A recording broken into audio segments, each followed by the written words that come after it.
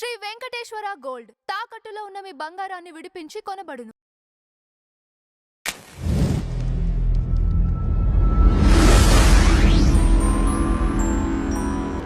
Madam నమస్తే. నమస్తే madam, రోజా చేసినటువంటి వ్యాఖ్యలు సంచలనం రేపుతున్నాయి. నన్ను ఒక మహిళగా కూడా పరిగణించకుండా నా పైన దారుణంగా అటాక్ చేస్తున్నారు, నా న్యూడ్ పిక్చర్స్ స్వయాన నా కొడుక్కి పంపిస్తున్నారు అని కంటతడి పెట్టుకోవటం జరిగింది.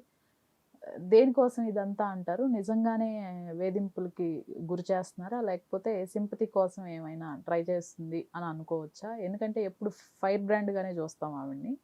ఫస్ట్ టైం కొంచెం మీడియా ముందు ఇలా మాట్లాడినట్లు అనిపిస్తుంది. మీ అభిప్రాయం ఏంటి? అంతేం లేదండి. ఇవాళ వాళ్ళు రకరకాల వ్యూహాలతోటి ముందుకు రావాలని చూస్తున్నారు ఒక ప్రతిపక్షంగా. రెండోది ఏంటి అంటే మహిళగా అనే మాట రాజకీయాల్లోకో ఉద్యోగాల్లోకో వచ్చేసిన తర్వాత, వ్యాపార రంగాల్లోకి వచ్చేసిన తర్వాత నేను మహిళని అని పద్దాక గుర్తు తెచ్చుకోవాల్సిన అవసరం కూడా లేదు. మనం మీరు ఏ మహిళలు అయితే ఏదో అమాయకంగానో అనామకంగా ఉంటారో అలాంటి వాళ్ళు ఏదైనా వాళ్ళకు ఒక రిజర్వేషన్ తీసుకుంటే తప్పులేదు, కానీ మనలాంటి వాళ్ళం అంతంత రిజర్వేషన్స్ తీసుకోవాల్సినంత అవసరం లేదు. మనం ఇవాళ సమాజంతో పురుషులతోటి పోటీపడే ఇవాళ మనం ఒక రకంగా పురుషుల కంటే ఎక్కువ కష్టపడుతున్నాం, పురుషుల కంటే ఎక్కువగా ఎఫర్ట్స్ పెడుతున్నాం మనం నిరూపించుకోవడానికి. ఎందుకు చెప్తున్నానంటే ఇది ఒక ఆడపిల్ల ఒక మగపిల్లవాడు ఇద్దరూ సైకిల్ నేర్చుకోవాలి అంటే మగపిల్లవాడికి పట్టే టైం కన్నా ఆడపిల్లకి పట్టే టైం ఎక్కువ ఉంటుంది. ఒక కార్ నేర్చుకోవాలన్నా ఒక స్కూటర్ నేర్చుకోవాలన్నా మగపిల్లాడికి ఆడపిల్లకి టైం ఎక్కువ పడుతుంది. అదే ఒక మగపిల్లవాడు డ్రైవింగ్ సరిగ్గా చెయ్యకపోతే వీడికి డ్రైవింగ్ రాలేదు అంటారు. అదే ఒక ఆడపిల్లకి డ్రైవింగ్ రాకపోతే ఈ ఆడవాళ్ళకి డ్రైవింగ్ ఎందుకు అంటారు. అదే మగాళ్ళనైతే ఆ మాట అనరు. అంటే మనం ఎంత కష్టపడుతున్నాము సొసైటీలో. రాజకీయాల్లో కూడా అంతే, మనం జయిస్తున్నాం ఒక రకంగా, మనం విజేతలమే ఆల్రెడీ. అలాంటి వాళ్ళము మనం ఎందుకు ఒక ఓడిపోయిన కార్డు మనం ఎందుకు వేసుకోవాలి? మహిళలు కాబట్టి మమ్మల్ని సున్నితంగా చూడండి, మహిళలు కాబట్టి మమ్మల్ని ఏమీ అనకండి, మేము మీ వెనకనే దాక్కుని ఉంటాము అని మనం అనాల్సిన అవసరం లేదు. మనల్ని మనం నిరూపించుకుంటానికి మనం సమాజంలో పోటీ పడడానికి బయటకు వచ్చాం, అన్ని రంగాల్లోనూ వస్తున్నాం. అలాంటప్పుడు మహిళగా రిజర్వేషన్ తీసుకోవటాన్ని, ఇప్పుడు రిజర్వేషన్స్ 33% రిజర్వేషన్స్ అడిగే విషయంలో నేనేమి వెనకపట్టేయట్లేదు. ఆ విషయంలో నేనేమనట్లా. ఆల్రెడీ దూసుకుని వచ్చేసాం. దూసుకుని వచ్చేసిన తర్వాత మనము ప్రతి చిన్నదానికి మేము మహిళలమి అని చెప్పి మనం చిన్న చూపు చూసుకోవాల్సిన అవసరం లేదు. పైగా ఓడిపోయాము అనుకున్న ప్రతి క్షణము మనం గుర్తు చేసుకోవటం, ఆడవాళ్ళుగా గుర్తించబడాలనుకోవడం మటుకు చాలా పొరపాటు. సరే, ఏది ఏమైనా ఈ మొత్తం వివాదంగా చూసుకుంటే గనక ఏ రోజు ఒక మహిళకి వన్నె తెచ్చే విధంగా గానో లేకపోతే మహిళా లోకానికి ఆదర్శంగానో ఏ రోజు రోజా ప్రవర్తించలేదు.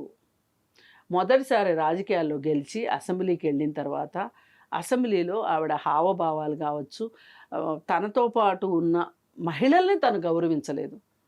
మరి పురుషుల దగ్గర నుంచి గౌరవం ఎందుకు కోరుకుంటుందో నాకు అర్థం కావట్లేదు. మహిళలకే గౌరవం ఎవరికి ఇవ్వలేదు? వంగలపూడి అనితకి ఇవ్వలేదు, పీతల సుజాతకి ఇవ్వలేదు. వాళ్ళిద్దరినీ ఎంత బాడీ షేమింగ్ చేసిందో, ఎంత భయంకరమైన ట్రోలింగ్ చేసిందో, లేకపోతే అలాగే ఎంతో భయంకరమైన హావభావాలు చూపించిందో. సోకాళ్ళు వాళ్ళ పార్టీలో మగవాళ్ళే వేరే వాళ్ళ దగ్గర ఒక బాధపడిన సందర్భం అది. ఏంటి అసలు మరి ఎంత దారుణంగా బిహేవ్ చేస్తా అనుకోవట్లేదు, జగన్మోహన్ రెడ్డికి ఎంత చెప్తే మటుకు ఇట్లాగా చేసేది అని చెప్పి వాళ్ళ పార్టీ నాయకులే బయట వాపోయిన సందర్భం అది, ఆ అసెంబ్లీ ఘటన. అయితే మరి అవన్నీ చేసేసి ఆ తర్వాత గెలిచిన తర్వాత, అంటే అప్పుడేమో తను గెలిచింది, పార్టీ గెలవలేదు. రెండోసారి పార్టీ గెలిచింది, తను గెలిచింది. ఆ అసెంబ్లీలో ఏం చేసింది? మొదటిసారి మట్టుకు తను చాలా నిజాయితీగా ఉంది, ఎక్కడ అవినీతికి పాల్పడలేదు అనేది వాస్తవం. రెండోసారి మట్టుకు తనకు బాగా అవినీతి మరకలంటే విషయం చాలా విషయాల్లో బయటకు వస్తుంది. మరి బయటకు వస్తున్న సందర్భంలో ఈరోజు మీరు ఇంకా అదే పద్ధతిలో బిజినెస్ చేసుకోవాలి అని అనుకుంటున్నారు. దీనికి భానుప్రకాష్ రెడ్డి అడ్డం పడుతున్నాడు అనేది మీ బాధ అసలైతే. హ్మ్. పైగా అసలు అతన్ని మీరు ఎంత ఆగర్భ శత్రువుగా చూస్తున్నారు అంటే, అతని పైన గెలవాలని అనుకున్నారు మీరు. కానీ దురదృష్టవశాత్తు ఓడిపోయారు. ఈ ఓడిపోయినప్పుడు కూడా మీరేం చేశారంటే, జగన్మోహన్ రెడ్డి దగ్గరికెళ్ళి సాక్షాత్తు సొంత పార్టీ వాళ్ళే ఓడించారు. పెద్దిరెడ్డి రామచంద్రారెడ్డి, గాలి భానుప్రకాష్ రెడ్డి ఇద్దరు కలిసి నన్ను ఓడించారు. హ్మ్. భానుప్రకాష్ రెడ్డికి అన్నీ ఆయనే అందిచ్చాడు అని చెప్పి ఆయన మీద కంప్లైంట్ చేశాడు. చేస్తే నాకెందుకు ఏళ్ళ జుట్టు ఏళ్ళకే ముడేద్దాం అని చెప్పి జగన్మోహన్ రెడ్డి మళ్ళీ ఆయనకే వెళ్ళి చెప్పాడు. ఆయన్నే పిలిపించి చెప్పాడు, నీ మీద ఇట్లాంటి కంప్లైంట్ వచ్చిందని. ఇంక ఎలాగో తెలిసిపోయిందిగా, రాజుగారికి తెలిసిపోయాక ఇంక భయమే ఉంది అన్నట్లు ఇంకా రోజా చేసే ఆ వ్యాపారాల్లోనూ ఏట్లోనూ పెద్దిరెడ్డి రామచంద్రారెడ్డి ఎంతో కొంత అడ్డం పడుతున్నాడు. దానికి తోడు భానుప్రకాష్ రెడ్డికి అధికారం కూడా ఉంది కాబట్టి అక్కడ చాలా ఇబ్బందులు ఎదుర్కొంటుంది నగిరి నియోజకవర్గంలో రోజా. అయితే ఆ ఇబ్బందుల్ని తను చెప్పే ప్రాసెస్లో భానుప్రకాష్ రెడ్డిని ఇష్టం వచ్చినట్టు తిట్టింది. అంటే గాలోడు గాలికి గెలిచాడు, ఇట్లాంటి మాటలు చాలా మాట్లాడింది. అసలు కరోనా అప్పుడు ఎక్కడున్నాడు అని మాట్లాడింది. కరోనా టైంలో నువ్వు అధికారంలో ఉన్నావు, నువ్వు చేయాలి, పని లేదన్న చేస్తే. ప్రతిపక్షంలో ఉన్నోడు చేయలేదంటావేంటి?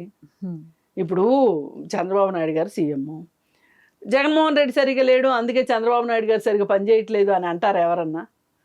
అట్లా లేదు మరి. ఇలా తలా తోక లేకోకుండా ఆవేశంలో ఇప్పుడు గుండెలు బాదుకుంటూ ఓడిపోయినందుకు గాను, అధికారం కోల్పోయినందుకు గాను చాలా బాధపడిపోతుంది ఆవిడ. సరే, ఈ ప్రాసెస్లో ఇక గాలి భానుప్రకాష్ రెడ్డిని ఇష్టం వచ్చినట్టు తిట్టిన తర్వాత ఇక ఆయన ఊరుకుంటాడా? ఆయన అంతకంటే ఎక్కువ, నువ్వు 2000కు కూడా అవినీతికి పాల్పడతావు, 2000కు కూడా ఏ పని అంటే ఆ పని చేస్తావు, నీ సంగతి అందరికీ తెలుసు అని చెప్పి అతను మాట్లాడాడు. ఇప్పుడు ఇవి తనకు చాలా బాధగా ఉన్నాయి. సరే, ఇకపోతే ఏవో ఫోటోలు నా కొడుకు పంపించారు అంటుంది. అస్సలు దీనికి ఇంత రచ్చ చేసుకోవాల్సిన అవసరం లేదు. నిజంగా పంపించే ఉంటారు, అలాంటి వెధవలే ఉన్నారు. నేనేమి ఈ విషయంలో డౌట్ ఏం లేదు నాకు. రెండో వాళ్ళని ఎట్లా అణగదొక్కాలి, ఎంత కుంగిపోయేలాగా చెయ్యాలి అనుకోవటానికి కొంతమంది మగవాళ్ళు ఎప్పుడు సిద్ధంగా ఉంటారు, కొంతమంది ఆడవాళ్ళు కూడా సిద్ధంగా ఉంటారు. ఇప్పుడు నీకు అలాంటి అనుభవం వచ్చింది, నువ్వు ఎదుర్కొంటున్నావు.